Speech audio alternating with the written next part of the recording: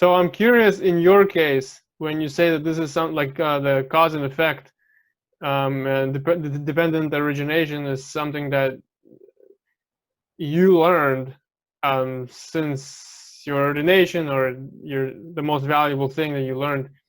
Yeah, the most valuable thing. In what sense do you mean that you learned this since your ordination? Because I'm sure you heard what comes around goes around before that. Because you ordained what, in your 30s, right? Yeah, when I was 30. So it's not like when you were 30 it was the first time you heard about the morality and what comes around goes around. So what makes it's what changed for you in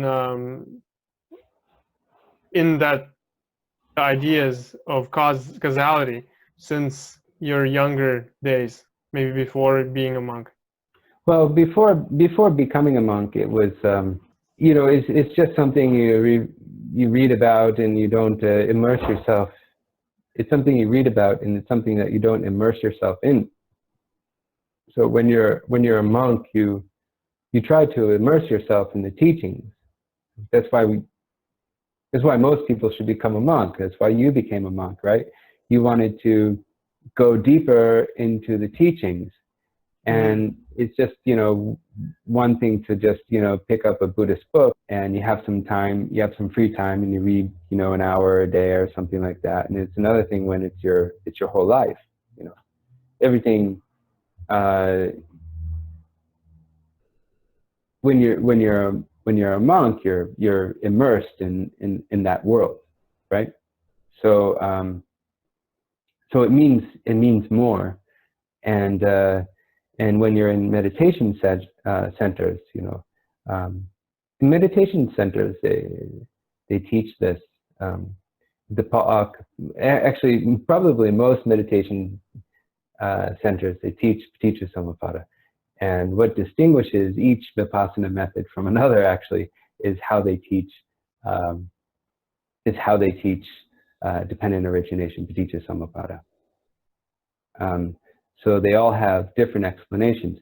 The Pa'ak method is a very complete method, and it follows the Visuddhimagga, whereas the other methods, they follow just a small portion of one specific aspect of the teachings, and they say by following this one little part of the teachings, you can follow everything.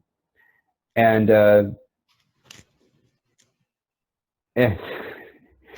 it's are you okay?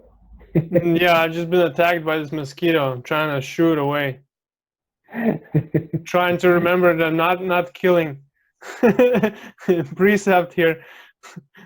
I tell you, the other day I was traveling with some people, and one was previously a monk for 25 years, and the other one is he's married to her now. And we were in a botanical garden. There was a lot of mosquitoes. We went there in the late afternoon, and there was a lot of mosquitoes. And I'm not really bothered by mosquitoes so much. And she was slapping them, and for me, I just sort of blow it off. I mean, that's actually an idiom, just blow it off. And which I recommend to everyone, because of cause and effect. Keep your sila. As I said, no one wants to protect a murderer.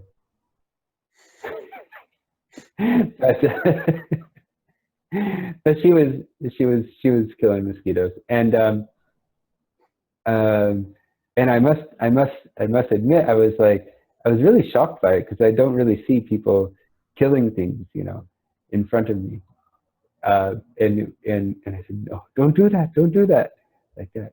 And I said, that's really bad. And then later we were in the car, and there was a mosquito, and she lowered the window down, and she's trying to brush it out the window, and I said, sadhu, sadhu, sadhu.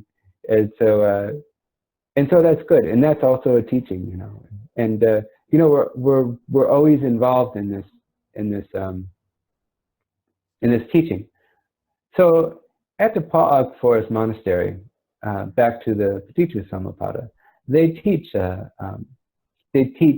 very complete part of Paticca Samuppada, dependent origination, and it's it's fairly close one to one according to the Visuddhimagga, the path to purification, and it's very deep, and they teach it according to past life knowledges, and it's very deep, and one should be able to contemplate about future lives all the time. When one gets this knowledge, one should understand that that cause and effect is very dangerous, and that if one does things with an unwholesome mind, one can get unwholesome results, and that can spiral very quickly. For instance, like a cat. I mean, cats are hunters and they kill all the time. Or a gecko, let's say a gecko. So people think, we hear like, Zen teachers or some type of Buddhist teachers, maybe not Zen teachers, I don't know. But I hear all this time, they say it's cat nature, it's gecko nature, whatever. I'm not sure which sects of Buddhism talk like this. But a lot of people think, that they don't really suffer because, that's who they are, but they do, actually. Karma is karma. And it's very rare. People can't imagine how one would spiral downwards very quickly. And so it's very dangerous, if you become a cat in the next life and you kill mice because you're a cat, you're not exempt from that. One time, Venerable Ananda, he says, it's very clear as clear. And the Buddha said, do not speak like this about the Paticca Samuppada. He says it's very deep and difficult to learn. I think he said it's not for everyone. It's for the wise. It's for the wise to understand, and it's very deep. So this is very, very, very, very deep. But even though it's very deep, I do say, what comes around goes around, because it's a digestible teaching, and it's something that's universal. If you're Christian, if you're Muslim, you can digest this. It's there for you. This reminds me, I think, there's some Buddhist discourse where I think there were some monks and they were asking, like, they didn't want to, maybe they like weren't following the rules, and then they wanted the reasons for like why the rules are the way they are before they were ready to follow them, something like this. It was from the Majjhima Nikaya, the middle-length discourses of the Buddha. Mm-hmm. Mm-hmm. I'm just guessing that's where I got it from. Is there was a section where the Buddha is basically saying something like, if you like have been shot by an arrow, maybe you're not. You want to find the person who you want to find the person who shot it. Who shot the arrow? And you don't need to pull out the poison arrow yourself. Right. You don't need to go and investigate exactly what material that arrow is made out of and who made it and how it was made before you remove it. He's basically saying you just go ahead and remove it. And so the way, like, the reason what made me think about it is that, like, there's these different levels of the teaching for different people. Like, for one person, it's enough to just know, okay, this is how you remove it. Maybe do good, don't do bad, this kind of level. And then for somebody else, it'd be like, all right, well, you need the exact detailed explanation of what's happening and this and that. And then they talk about maybe what the arrow is made of and why it's exactly giving you poison. And yeah, I mean, if you could just check your mind before you do anything, before you speak anything, and just check your mind. Okay, is it appropriate? Is my mind wholesome?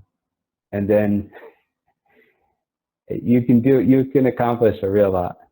You can accomplish a real lot. But for liberation, you can avoid a lot of bad karma.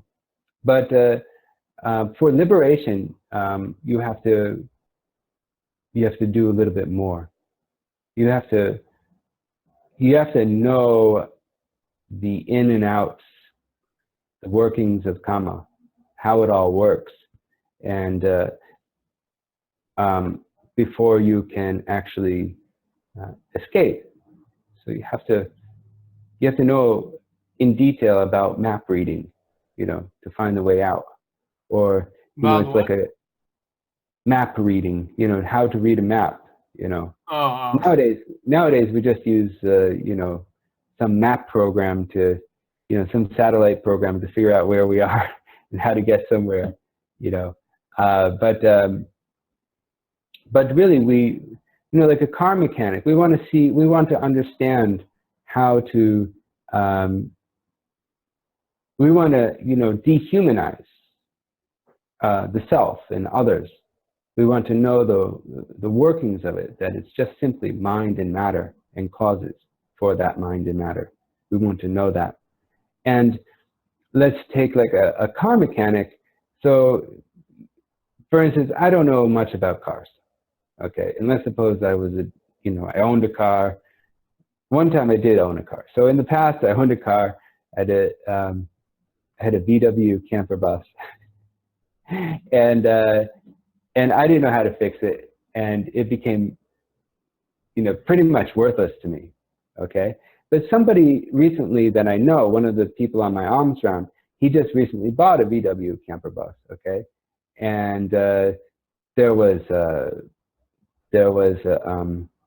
bushing missing from the transmission, and he had some other things with the transmission and the exhaust and some other things. And for him, he's very knowledgeable in the parts, the parts of a car. He knows how it works, how everything interacts. And he knows that if it's difficult to get it into the gear, that maybe something's wrong with one of the bushings. He told me all this, right? And so another person just sort of, throws their hands up in the air and they're like, let's sell it, let's get rid of it because it's just going to cost a fortune. But he can see something that is just a bunch of parts and something that just needs to be replaced. And so if something breaks, okay, in that VW camper car, that he doesn't get upset and emotional about it.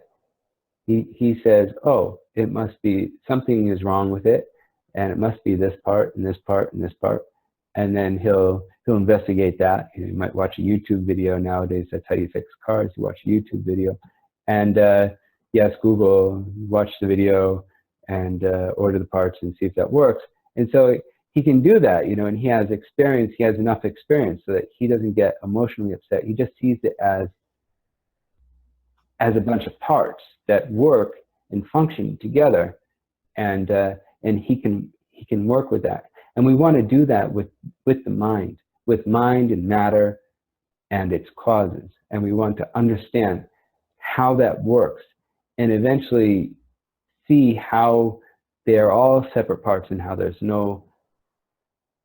all anicca, dukkha, and anatta. They're all impermanent, suffering, and non-self.